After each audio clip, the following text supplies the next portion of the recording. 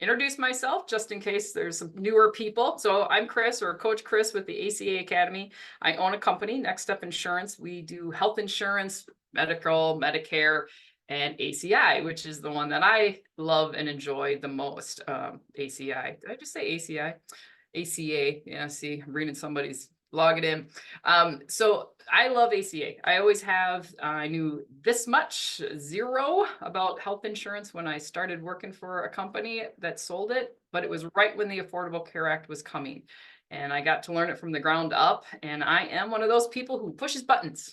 And I not afraid to see what happens. And I was on the marketplace myself, especially when I first started. I didn't have much money. My husband's job didn't offer health insurance. And so I did a lot of experimenting with myself. I pushed a lot of buttons and went, what happens? Let me see. So some of this stuff that I'm teaching you is my own experience. It's things I did to myself. It's not stuff that I'm just like, I don't know, let's just wing it. And then I've had lots of clients who were also willing to kind of see what was going to happen. It's a little bit easier when I only had 150 clients to I don't even know how many we have now. Individual clients, it's a lot. But that's where a lot of my knowledge is coming from. So for doing this for 10 years. And there has been some discussion of what is ethical, what's not ethical. The truth is what's not ethical, right? Taking somebody's client, that's never talked to you, that's not ethical, right? We know there's some call centers that are doing that. I think there's some individual agents that might be doing that. That's not ethical. But the marketplace has a lot of gray area because it's not like Medicare. The IRS is involved. Like, really, it's about the IRS and the rules of the IRS. And now we have health insurance. So there's going to be a lot of different things coming along. It's going to change. Some of these gray areas that I work in will go away eventually.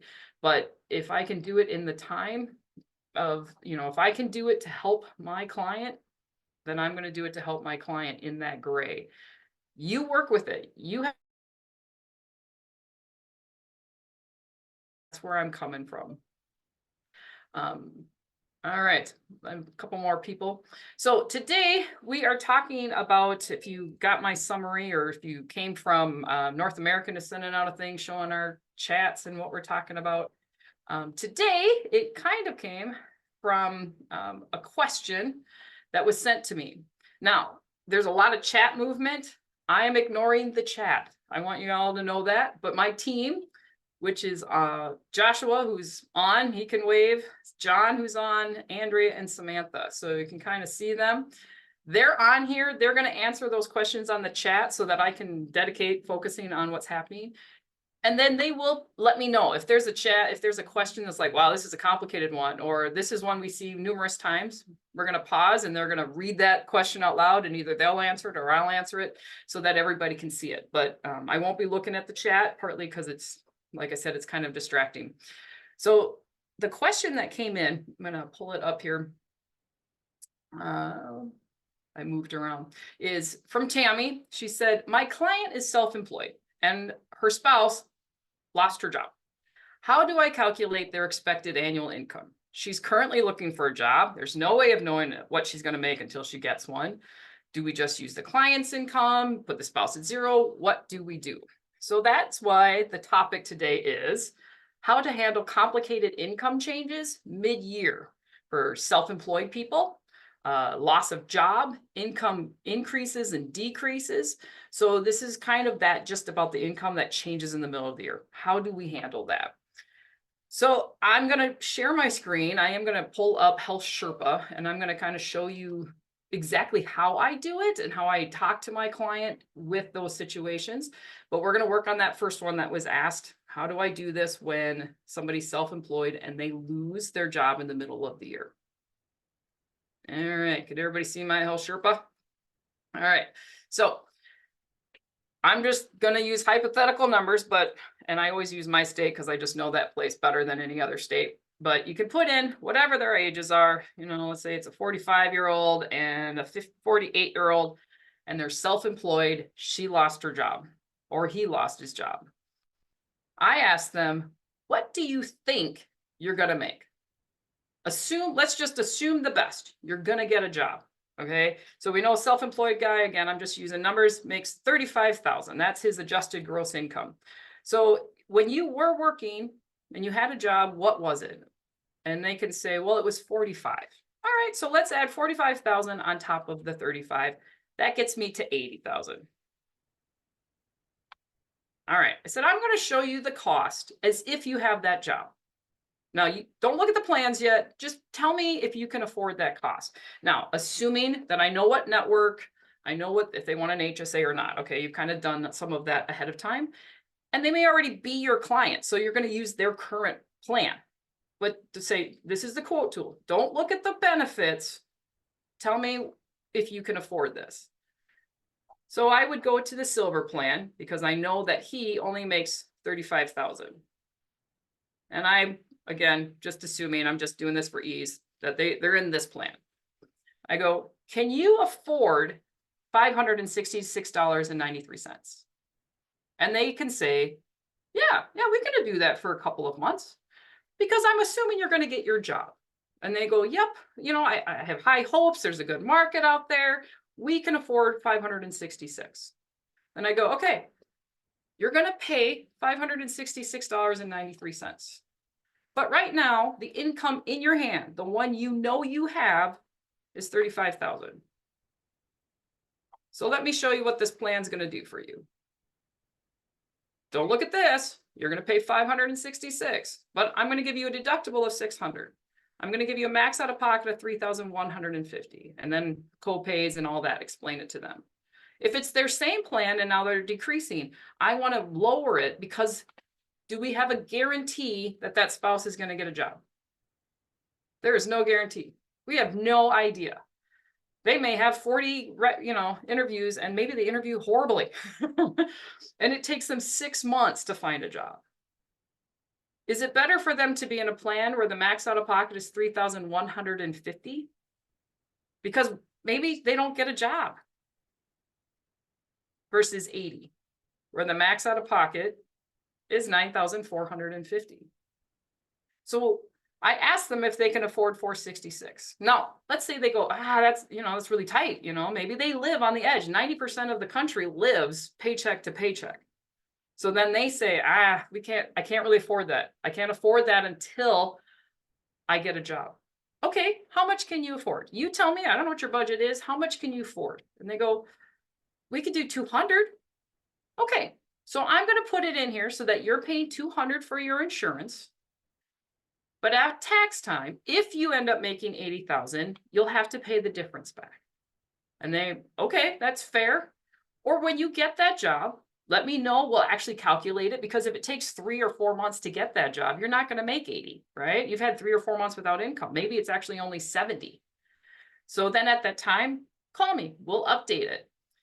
I've had people that say, well, I can pay 466 if I get a job in the next 2 months. All right. If you don't get a job in the next 2 months, call me and we'll lower it. It's all a giant guess. This is the only tax thing in the country that's in the future, right? We're guessing what's going to happen. So, but you have to work the income, what you're putting as your income and how much they're going to pay is based on a future thing. But they're currently don't have a job. Their current situation is if one of them ends up in the hospital, do they have $9,450 to pay when they don't have a job? Heck, that might make their getting a job delayed. So I'm going to protect my client by putting them down to what they're currently in pocket. This is what I have in my hand. But then I'm going to adjust the tax credit. So if some of you, and I don't know if, like I said, I'm not looking at the chats, but if you're like, how do I adjust the tax credit? This is what the government says we're offering to pay, $1,025. But you don't have to take all of it. I have clients that take $1. They pay pretty much, the full cost of the plan. They take $1. And then at tax time, when it's all reconciled, they get a big chunk of money back if they're low. If, they're making 120, or they might make 150. Like, I don't want to pay. I don't want to have to pay the IRS. I want them to pay me back. So they take $1. When you are done, you do the entire application, you pick the plan, and you have that last screen that says, is this the plan you want? there's a little button right underneath that says, use the full tax credit. You would unclick that. And instead of $1,025, you would only take $490. That kind of makes sense. And then they can pay $466. At tax time, they don't make 80,000. It turns out they made 70,000. Okay, so instead of 490, the government will say, wow, we should have been paying $627. So 627 minus 490 equals $137. They're going to get back $137. Let's just say times 12 months. They're going to get $1,644. They're going to get back what they paid. So as long as they can pay the 460, you know, the higher amount, great. Or maybe they can pay part of it. Does that kind of make sense? If they say I can only afford $200, well, then you take that dollar, here it is. The full cost of the plan is $1,056 minus 200. So you're going to take $856 of the tax credit. So then they would pay $293.93. The tax credit it's just, again, it's a giant guess. And at tax time, the IRS goes, all right, what did you pay? Oh, you made 80? Even Steven, we're good. Oh, you made 70. You paid more than you should have. Here you go. And as I tell my clients, the reverse is also true, right? Oh, you didn't make 80. The spouse got a phenomenal job and they made 90.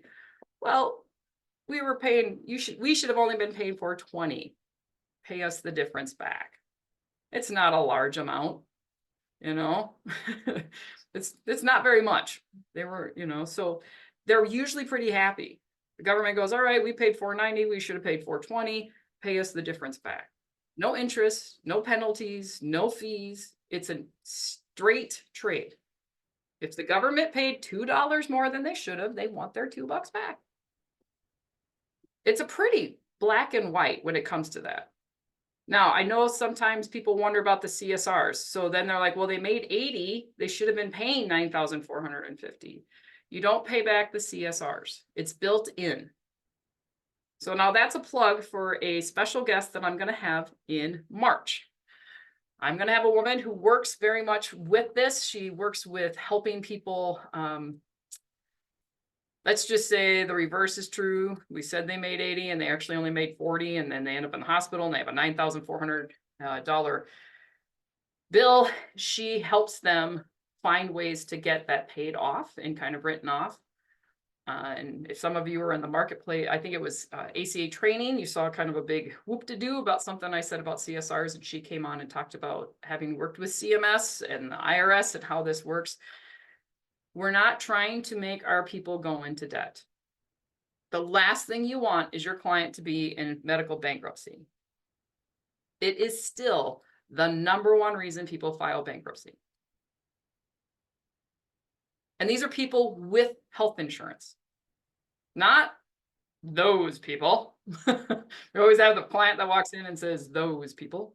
It's not those people. It's people with health insurance. So the #1 reason of medical debt or filing bankruptcy is medical debt. You can help them not be in that. If they don't have a job yet, which brings me to a second part, but they're gonna get a job, same type of thing. How much can you afford? I'm self-employed. I don't know what I'm gonna make. Okay. What do you estimate in your job? What do you think you're gonna make? Oh, I'm gonna make 40,000 my first year. And I go, okay, what's your small business? I'm a restaurant owner. I can tell you they're probably not going to bring in 40,000, especially if they're new at this. There are so much overhead business write-offs. But I go, okay, 40,000, let's assume, again, age 45. You're going to get a tax credit of 330. Here's your options. Here's a silver plan. You know, I'm going to pull out a bronze plan. And I'm going to pull up our #1 plan that we sell is the $0 plan. And I go, all right, it's 150 for this bronze. It's 165 for the silver.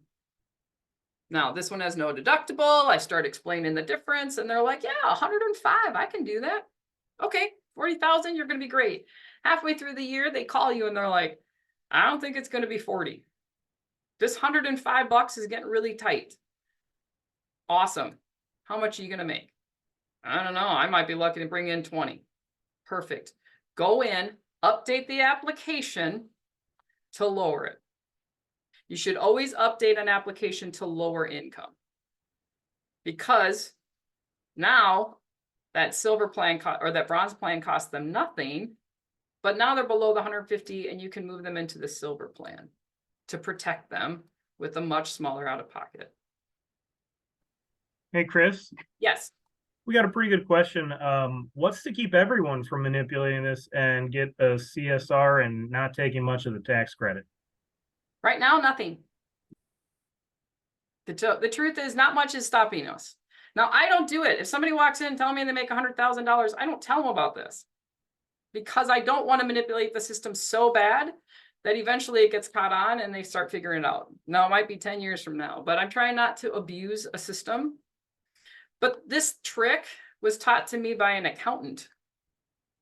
Year 3 of my ACA years, I had never thought about this. He said, I don't know what I'm going to make, so I want you to put me at, and he knew it. He was a good accountant. He had the, the tax credit thing. And he's like, I want you to put me at 12,000, which is what it was way back when. And I'm like, okay. And he says, cause I don't really know what I'm going to make. So I would like you to put me at the lowest and I'll just pay back the IRS at tax time. Oh, okay. And he did that. So there really is nothing to stop them. But again, if you abuse a really good thing too much, it's going to go away. But right now, if you look at the CMS rules, there is no reconciliation of CSRs. And I don't know. I don't even know if the insurance companies would want to try and reconcile that, to tell you the truth, because they get paid for high claims. So, they don't want to deal with your taxes, try and go after you for extra money. So, that is the answer. There really isn't anything to stop it. But I don't want my insurance companies to go broke. And I don't think somebody who makes $150,000 like literally makes it, not somebody who's in retirement and their income just happens to really only be like 20,000. That's why. Again, up to you, ethical, non-ethical in the system. I do it for the clients who need it in this situation. If you have somebody who has $20,000 and they call you and they say, I think I got a new job and I think I'm going to make more money. Here's what it's going to be, or I'm going to make more money. And they're in the silver plan. And they tell you it's going to be $35,000. Single person suddenly jumps to $104, a max out of pocket of $7,550. But they were in a $3,000 plan, that max out of pocket was $3,000. Is it ethical to make them suddenly pay $7,550 when they haven't made the money yet? That's partly what had come up. I don't think it is. They just got a new job. They don't even know what they're going to make. They don't even know if they're going to keep that job. So I'll tell them, you know what, we'll either leave you alone and just know you're going to have to pay $104 times 12 back with your new job. Just kind of stick that aside, 104 times 12. What is that? Oh, my computer's being dumb. My brother's probably already done it in his head. I can't do math in my head.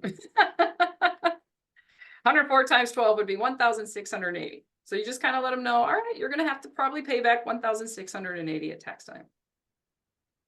Most of our people go, okay, I'll just put that aside.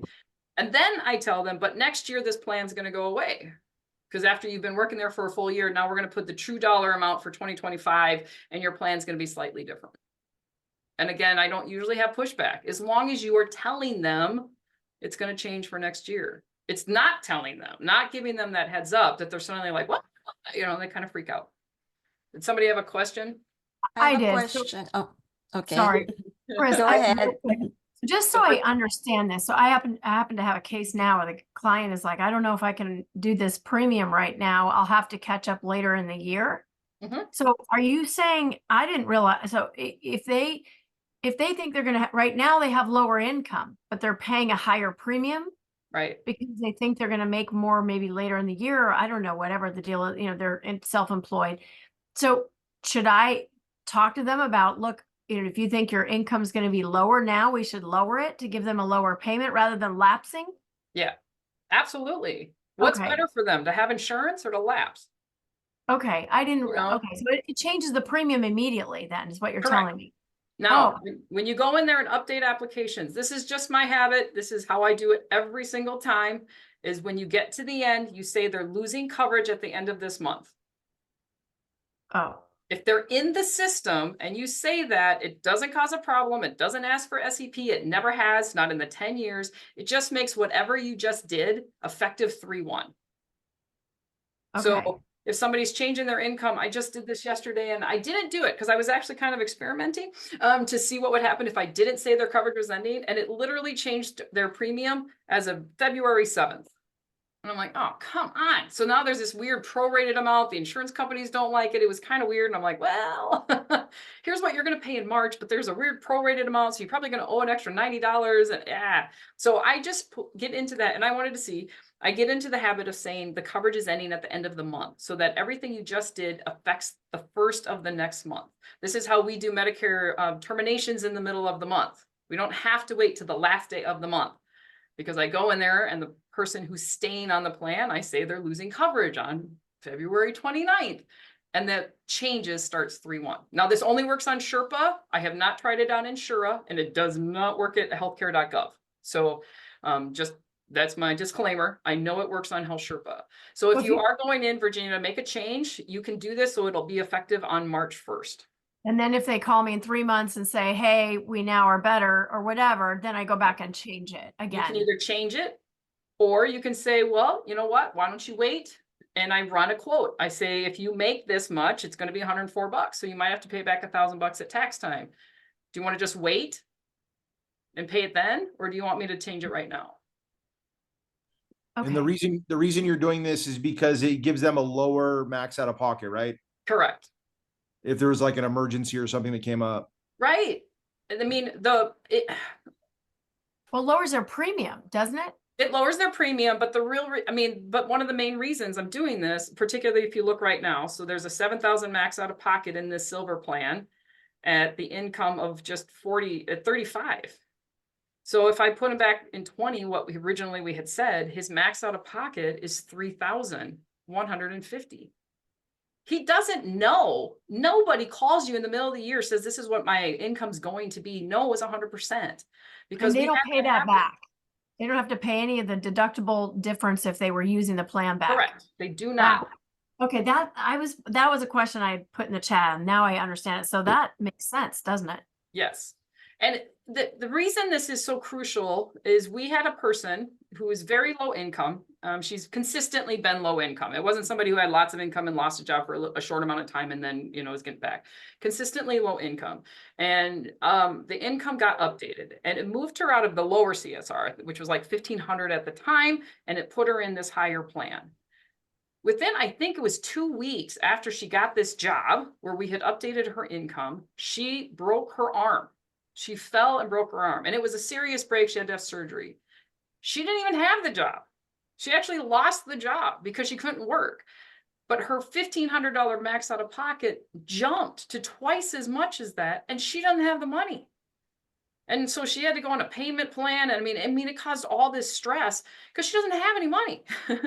She is a lower income person. And now she's going to be paying this medical debt for the next 3 years, that if I had not gone in there, if we had not changed her income, she would have been in the 1,500, which would still been a stretch, but it wouldn't have been 3 years. So just wait. If you wait till January of 2025, okay, they've had that full year. Now they've actually got income. Now they can afford, if something happens to them, to go to the hospital. So that's all I'm saying. When somebody comes in and says, I make 20, you don't necessarily want to push them to 35. Okay. When's the lapse date on these things? If they're getting a tax credit and they have paid at least 1 month, there's a 3-month grace period. Okay, and if you did the prorated thing, like you're talking about, if we did it now at the end of the month, does that mean that they still have coverage during that month? They do. Yep. Okay, thank you. You're welcome. Quick question, just to piggyback on what you had mentioned with saying that the coverage is going to end at the end of the month. I have a husband and wife on an ACA plan, and the husband's transitioning to Medicare at the end of February. Right. So am I going to say that he no longer needs coverage, unclick that button, and then the wife ends at the end of the month? Yes. So unclick that he's getting it, say she's losing coverage February 29th, and it will automatically do the changes for March 1st. That way they get the right amount. And if she was listed first, no problem. If she was listed second, it gives her time to get her new member number, because that's what'll happen. Okay, thank you. You're welcome. I have a So, quick question. yes. When you mentioned the scenario of somebody who's self-employed, are we talking about somebody who's just self-employed for the coming year and they weren't self-employed before that? Because aren't they supposed to have a historical amount that they could mention that I made last year and my target would be additional amount No. this year? They can make $1 million last year. It's irrelevant to this year. It's what are you going to make this year in 2024? This happens with retirees. We get a ton of retirees. They made really good money. They're making $100,000 when they retire. And now this year they have Social Security and a pension, and they're going to make 50. It doesn't matter what they made in the past. 2023 is gone. 2022 is gone. It's irrelevant. What are you going to make this year? Okay, well, I'm just thinking as a business person, you have a business plan. So if you made this amount last year, you project the same when you do the same something and you do some modifications and then Right. you enter that information. But in my experience with my self-employed, that's what we do. Yep. It's your best yeah. guess. You know, absolutely. I mean, if it's somebody who's been self-employed year after year, or I have farmers year after year, you know, okay, what has statistically been your year? Go with that. But that's what you think you're going to make. But when somebody's brand new, it doesn't matter if last year they had a full-time W-2 job and they made 40,000 and they're like, I think I'm going to make the same. Okay, you think you are? That's fine. that's what But I'm they may saying. say, I make 15,000. Okay, you know. Yeah, that's what I'm saying. This is for scenarios where they're brand new self-employed and they don't have any history. Right. So you don't, when the history is kind of irrelevant, it is a bet of your best guess. Now with self-employed, and I use this with farmers because I have a lot of dairy farmers in my neck of the woods. We have a cheese factory. You can't almost throw a rock without hitting a cheese factory here in Plymouth, Wisconsin. And so I'm going to show you what I do for a farmer. A farmer, they don't, and we have dairy farmers. Now I know there's Wyoming and they got cattle, right? In Texas, dairy farmers, we don't know what the price of milk is tomorrow, much less what is the price of milk in a whole year from now. So it's the same situation. They've got consistency. They're a farmer. They've been doing this year after year. So then I say, all right, what is your best year? The best year you've ever done? What was your modified adjusted gross income? And they're like, hey, 50,000 one year, man. We made 50,000.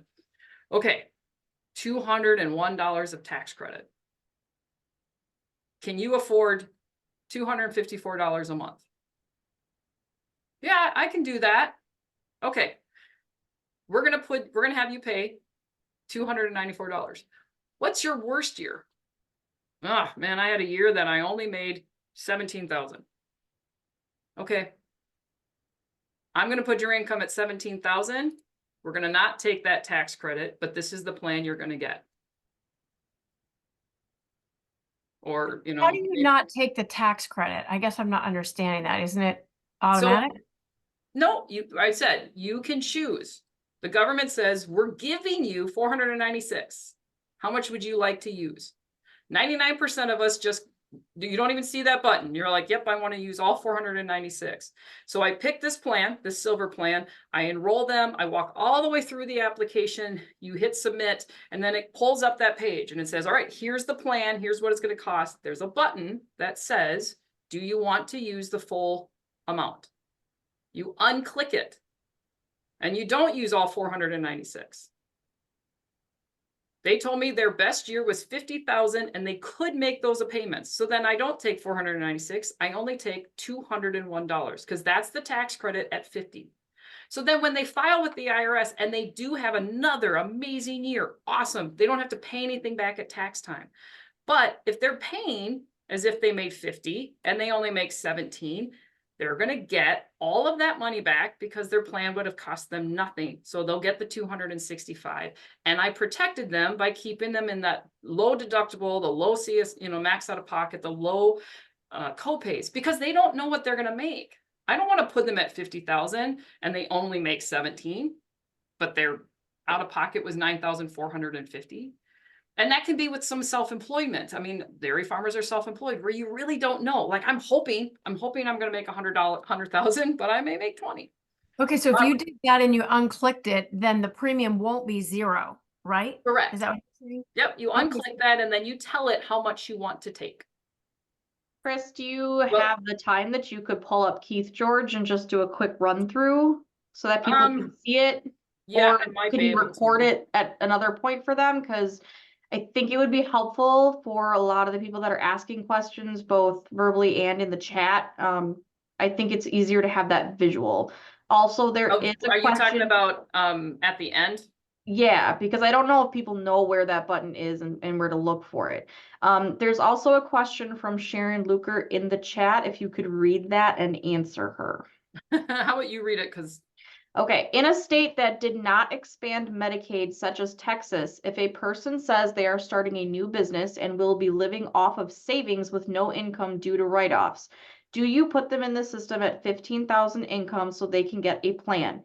If this situation goes on for several years, how long is it before the marketplace catches up with them and will not allow a subsidy due to income being too low?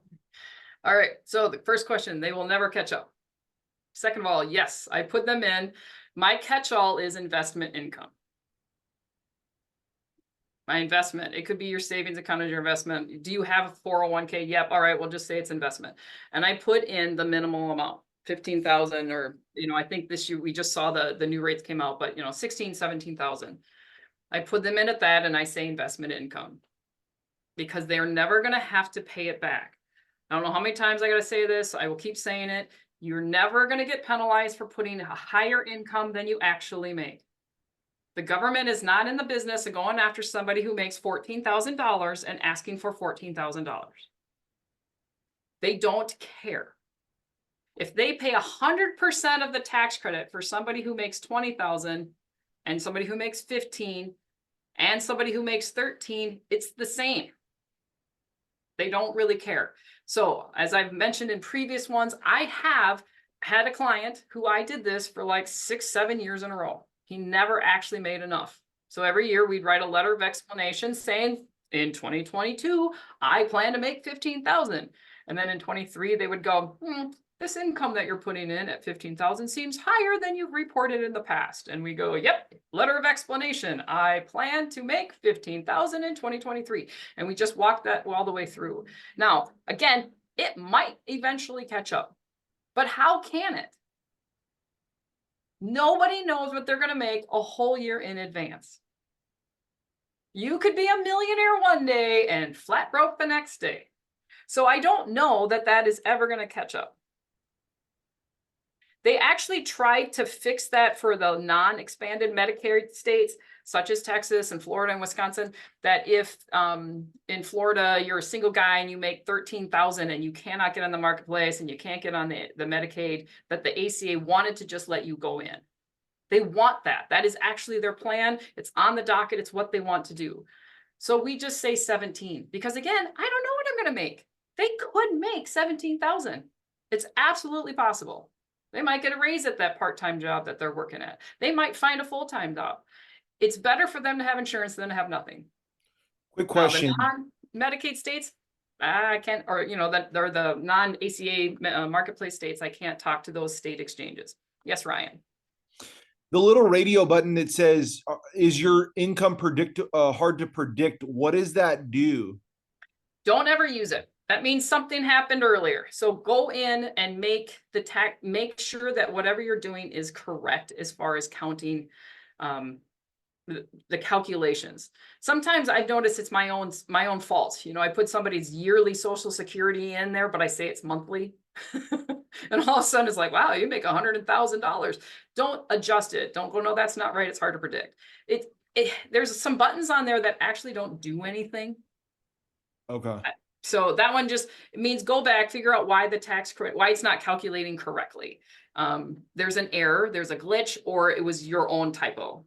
So I pulled up Keith George, as Samantha mentioned. He is my dead uncle. So now we're coming back here as soon as it finishes circling. Look familiar? Anyone use tobacco? And then it says, I think I have to pick here's the plan. Right here. Do I want to apply all of the savings? So your household qualifies for $875 of tax credit.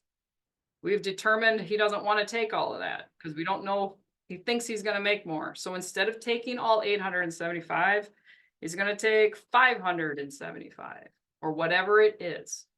That's where you do it.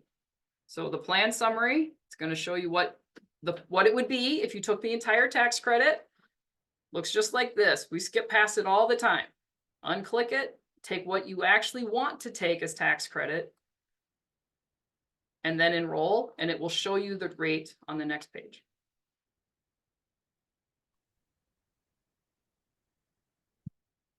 It'll be $341.52. So if he makes more money, he doesn't have to pay it back at tax time. But if he only makes 17, he'll get the money back. All right, I know we're almost done. I want to talk about next week. Back to, if I can get my screen back to stop sharing. We are going to, I have my people here. There it is. Stop share. All right. So I'm going to have them introduce themselves. So if Joshua, or where'd he go? Sam, why don't you introduce yourself, who you are and what you do? I'm Sam. I'm Chris's right hand first and foremost. I started out in 2020 as her assistant. I've grown since then. I'm our client services manager. I also do agent stuff. I'm licensed. I meet with people. I have a small book of business, and hopefully at some point this year transitioning to being full-time agent and having somebody replace me. But until that happens, if it hits my desk, I do it. So I first and foremost help Chris. I help my other agents. And I just had the client service department. All right, Josh, introduce yourself and what you do. You're on mute. You got to unmute yourself. There you go. I'm Josh, and I don't know technology. No, so yeah, I'm Chris's little brother, but I'm the insurance broker over at Next Step Insurance, and I do life, health, dental, vision, all those fun little things. And how long you been doing this? 4 years in March will be my Thanks, 4th year anniversary. So 3 years. All right, John, introduce yourself. Make sure you unmute. You're funny. No, I'm John. I'm the other agent. That's kind of how you could describe me, as me and Josh. Basically, I do the same stuff as Josh, but I just have better hair. Yeah, we get along in this office. All right, Andrea, introduce yourself. You can do it. Yeah, I'm working There on you it. I'm are. working on it. I'm Andrea. I'm in client services department. So, when the agents finish with their appointments, I clean up their notes, I enter the policies. If their clients call in and they're in an appointment, then I take care of any questions that their clients have. Yeah. And how long I you do been a lot doing of this that now? stuff. It's fun. I don't know how long I've been here anymore. I think you're Coming on 3 years, maybe? I think so. Yeah. And John is our newest agent, but so I'm calling next week 2.5 agents and an assistant. So if you remember 2.5 men, this is kind of what these 4 are going to talk to you about learning what it's like to work for an agency as a licensed only agent. They're going to kind of talk about where they came from. John came from one of those call centers in Florida that we all love and adore. So he's going to tell you what he did and how he didn't even know what was going on, but he kind of knew something's not right and how he came here. Sam is going to talk about coming in, working customer service and growing, and now becoming an agent. I'm actually really excited by this. I think she's going to do great. Joshua had some experience with an upline and kind of how they did training and then went, so, and then Andrea, who at this moment doesn't want to be an agent. And I'm great with that because I don't want to keep having to train customer service and assistance. So if you have ever thought, I'm going to be growing, how do I do this? Do I start with another agent? Do I start with customer service? Maybe it's just a receptionist. That's how we started. We wanted a receptionist to just handle phone calls and do really simple paperwork. This is the next week will be for you. So that's my 4 special guest speakers. I will not be on. I have been invited to go down to Milwaukee to talk to United Healthcare and tell them what I think about their insurance plan on the Affordable Care Act. I'm not sure. I'm actually going to say, do you really want me to tell you the truth? Because it kind of sucks. But it was an opportunity I didn't think I should pass up. So these 4 are going to take good care of you. I will probably hop on as I'm driving back from Milwaukee and just kind of listen in. But that's what next week's is. And then the week after, we're going to learn about why some doctors, why they don't like the marketplace. I hear that a lot, especially in Florida and Texas, right? I see that a lot.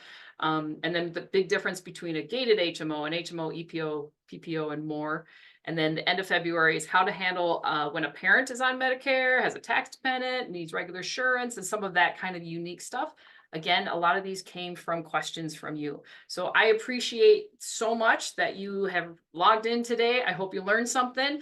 I know this one's a little complicated. So if when we talk about the CSR with my guest speaker, we'll go over it again, kind of explaining why I do this and why it's completely legal and ethical. And actually CMS is kind of expecting you to do this because they have a whole nother program that if you don't do it, you can get stuff. So Virginia, you were talking about that. Can you get it in the past? No. But this lady can kind of help you find stuff to give your clients so that they can get help with that high deductible that maybe they shouldn't have called, that they shouldn't have had. So that will be coming in March. I'm really excited.